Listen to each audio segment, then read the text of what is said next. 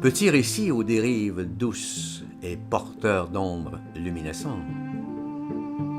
5e petit récit. Le glorieux festin des sultans de la nuit.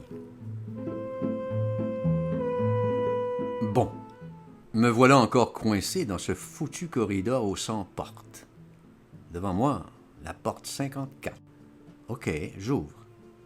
Et j'y trouve l'occasion d'un enseignement lustral. Me va à l'esprit ce court poème de Tao Yuan Ming. L'ombre s'épaissit, le soleil s'en va. Adossé à un pain, je laisse filer le temps. Puis je pousse plus loin ma quête. Ah, voilà la porte 22. J'ouvre et c'est toute une lumière fractionnée qui m'éblouit. Profitant de cet éclairage inattendu, je me rends à la porte 98. J'ouvre. Merde, c'est Attila, le roi des Huns! Et j'esquisse un brusque mouvement de fuite extrême. Mais il me rassure aussitôt, et c'est d'un ton très aimable qu'il me conseille la porte 44, qui s'ouvre sur l'étrange lumière cendrée de l'hiver.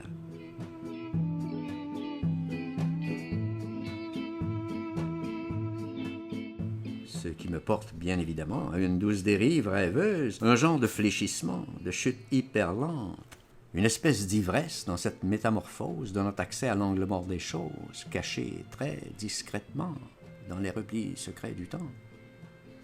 Et c'est des deux côtés du ciel que s'effectue le basculement qui va annuler l'imparfait du présent et ainsi donner sa pleine dimension aux nouvelles de l'autre monde.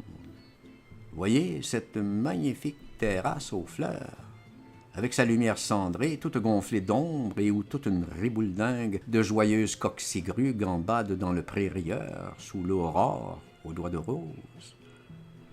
Et c'est par les écoutilles des falaises du temps que nous sont révélés toutes les enluminures resplendissantes du livre des heures.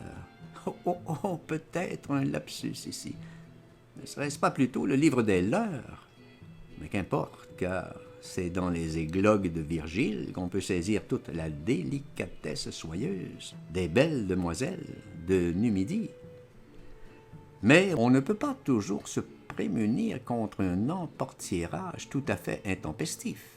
C'est ainsi que pour un temps, on égare les clés du royaume et qu'une fêlure lancinante, telle une toquade irrévérencieuse, vous précipite bien malgré vous sur le radeau de la Méduse, aïe, ou d'ignobles maîtres chanteurs, ruisselant de tartufferie débiles et de turpitudes dégueulasses, vous proposent une vie de galérien toute festonnée de sombres dérivations fuligineuses. Or, voilà-t-il pas que la saga du cow-boy masqué finit toujours par nous rattraper, augmentant conséquemment et de beaucoup les risques de devenir un homme tout bêtement fourvoyé et malencontreusement engagé sur plein de chemins de perdition, où un double piège mortel menace même le phénix aux ailes de cristal.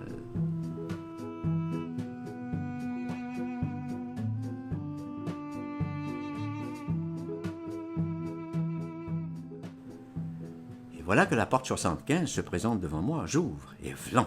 Le quai des Brumes! Bon, voilà qui va me permettre d'explorer quelque peu les méandres approximatifs de l'esprit. Et je m'engage d'abord sur la jolie promenade du phare, bordée qu'elle est de superbes magnolias, si odorants que j'en ai la tête qui tourne. Et au-delà de toute cette aurorale splendeur, je pus admirer d'immenses bosquets de pivoines rieuses et de jonquilles solennelles tapissant tous les coteaux environnants.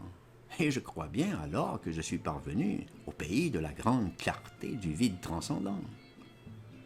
Et voilà qu'au détour du chemin, une petite porte, le numéro 2. Jean. Non, mais c'est... Non, Brillant ici.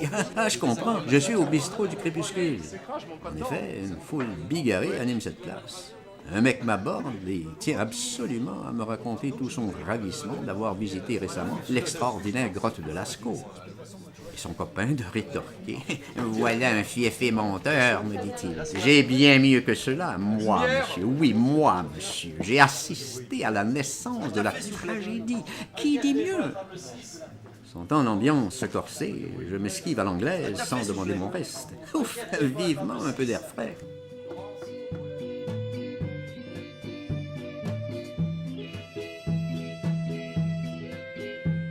C'est alors que de jolis feux de Bengale attirent mon attention. Une joyeuse bande de guélurons célèbre apparemment le jour le plus long. J'imagine qu'ils désignent ainsi le solstice d'été. Et c'est à ce moment que retentit le chant grave d'un olifant, annonçant le début du festin des glorieux sultans de la nuit, où sont conviés d'ailleurs tous les nobles troubadours célestes. Voilà qui m'intéresse. S'ensuivirent munificentes libations, Dionysie effrénée et bacchanale outrancière. Et c'est quelque peu titubant que je quittai cette scène, pour le moins extravagante.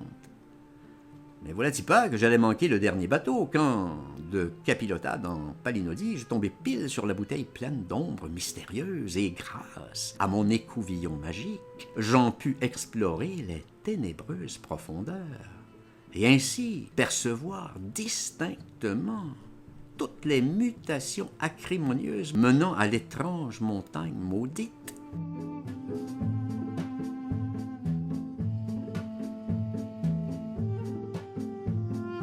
Et c'est ce jour-là que ma mémoire dut faire appel au comte Buteau afin de ne pas stigmatiser toutes les intentions suspectes et palpitantes émanant du Carcajou sacré, seul gardien perpétuel des filles de feu. Et c'était un roi sans divertissement que j'errai dans l'année des 5 saisons, avec la sensation lancinante d'être une petite plume bleutée, reposant délicatement sur l'énorme enclume d'Héphaïstos. Heureusement, il me reste l'élégance de mon chat et son inaltérable constance où s'entremêlent indistinctement noblesse et dignité. Il fut un temps où mon totem sacré était renard énigmatique, mais d'aucuns prétendent que c'était plutôt marmotte futée.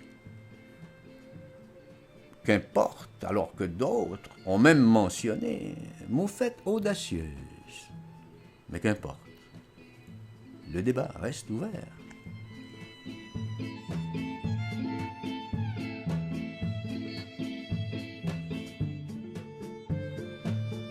Et depuis lors, il y a eu cette infinitésimale propension de la perception à créer par accrétion subversive tant d'enchevêtrements et d'élucubrations plus ou moins obscures.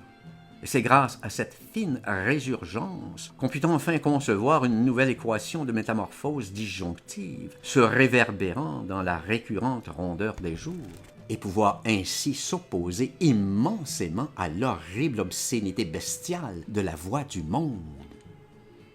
Ici, cette petite fulgurance de Rimbaud.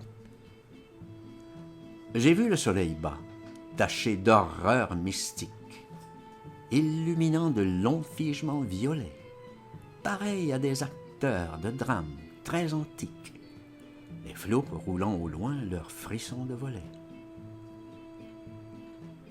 Il faut donc se méfier de la puissance des ténèbres, car tous ne sont pas habilités à porter l'anneau de Gygès, nous permettant de pourfendre tous les villes croque-mitaines de ce monde. Et c'est dans le sillage du mandarin aux pieds nus qu'il nous sera loisible d'accéder au pont des soupirs, où un ange biscornu nous mènera sur les rives mauves des neiges de la nuit. Et si on a un tant soit peu de Jarniguen, on pourra aisément résoudre l'énigme fascinante du pavillon aux grues et ainsi plonger dans le noir mystère de notre lampe du sanctuaire. Mais attention aux sévères rebuffades émanant de la transparence des choses, car c'est ainsi que naquit un jour la musique dite atonale, ou sérielle, ou même dodécaphonique, c'est selon, qu'appréciait follement le Dr. Jekyll et Mr. Hyde. Et me voilà, martel en tête, songeant à l'ineffable sourire du Tao et espérant avoir accès à un vrai classique du vide parfait. Bien malement pris, car je dus subir l'outrage persiflant des oufs tumultueux sous la gouverne d'une espèce de diable roux dont l'impéritie était d'une telle évidence que ce fut pour moi jeu d'enfant de le neutraliser grâce à mes dons de chaman mystique. Tant d'efforts pour rendre l'autre fou, me dis-je tristement. C'est dans l'immense labyrinthe du monde où circulent tant de balbutiements controuvés que l'ange pacificateur protégera tous les immortels engagés qu'ils sont dans une fuite sans fin pour retrouver la terre du milieu avant que toutes nos espérances ne tournent en une peau de chagrin dérisoire.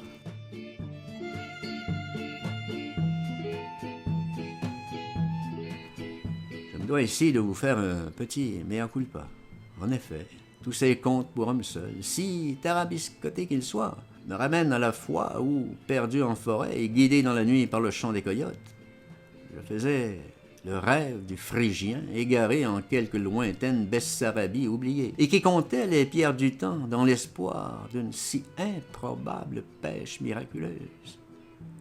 Et il paraîtrait que de légères incartades ont précipité le dernier acte d'un drame très antique. Du moins, c'est ce qui ressort des entretiens d'Héraclite par devers les positions ultramilitaristes de Sparte, la belliqueuse. Et les temps qui viennent annoncent une extrême fugacité des choses, et ce, en mode staccato, où les voyages de Gulliver ne seront plus qu'une modeste proposition en regard à l'ascension du Matterhorn.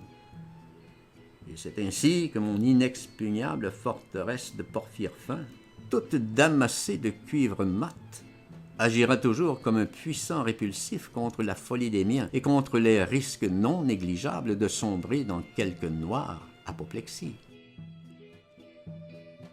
Je suis maintenant à la dernière porte. Il n'y a plus de numéro, seulement cette petite mention. Exit. Et voilà, n'est-ce pas un très bel happy end? Non, et je signe, pseudonymement, bien sûr, Jean Mat plus d'un. J'aime ça quand tu lis. C'est mon carburant.